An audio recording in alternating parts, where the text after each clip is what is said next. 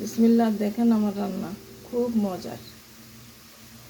ওই দেখেন পেঁয়াজ ভাজতেছি, বেরেস্তা করতেছি। এখন আদা রসুন দিয়ে দিলাম, এখন মাংস দিয়ে দিব। প্রবাসী জীবন খুব মজার, না আছে কাজের বউ আছেন, না পার্টনার। আহা কি মজার রান্না। করতে থাকেন, বাচ্চাদেরকে বড় করতে থাকেন। তারপরে একদিন গার্লফ্রেন্ড ধরবে, বয়ফ্রেন্ড ধরবে, তারপরে মা বাপকে ছেড়ে চলে যাবে নিজেদের মতো। আর মা একা একা ধুকে ধুকে মরবে। এদেরকে সারা জীবন করে যাবেন, কোনো লাভ নাই। এই যে রান্না করতেছি, করেই যাব সারা জীবন বুয়ার মতো, বান্দির মতো। ফাইনালি জিরো, ফলাফল জিরো। এই হচ্ছে মাদের জীবন, প্রবাসী জীবন। একা থাকাই বেস্ট। এই যে রান্নাটা একটু দেখবে কষ্ট করে, পারলে শেয়ার করেন।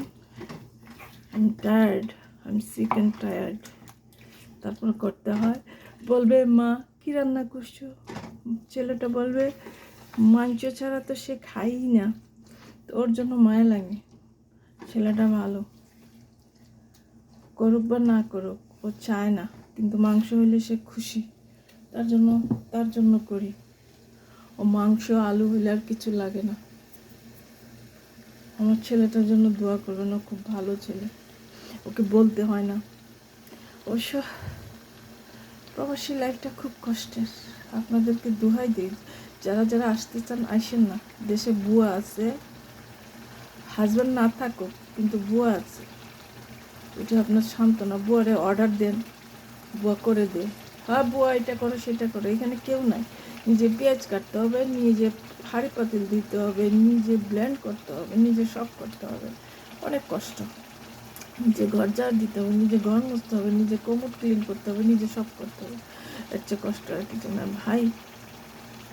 প্রবাসীদের জীবন কাজের বুয়ার চেয়েও খারাপ। আর জামাই যদি খারাপ হয়, হার্টলেস হয়, ফিলিংলেস হয়, কেয়ারলেস, শেয়ারলেস, ওই মহিলার মতো কষ্ট আর কিচ্ছু নেই। ভালো থাকেন সবাই, আল্লাহ হাফিজ।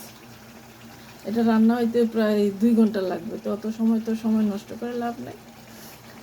ভালো থাকেন আর সাবস্ক্রাইব করে দিবেন আমার মতো এতিমরে। আল্লাহ হাফিজ, ভালো থাকেন।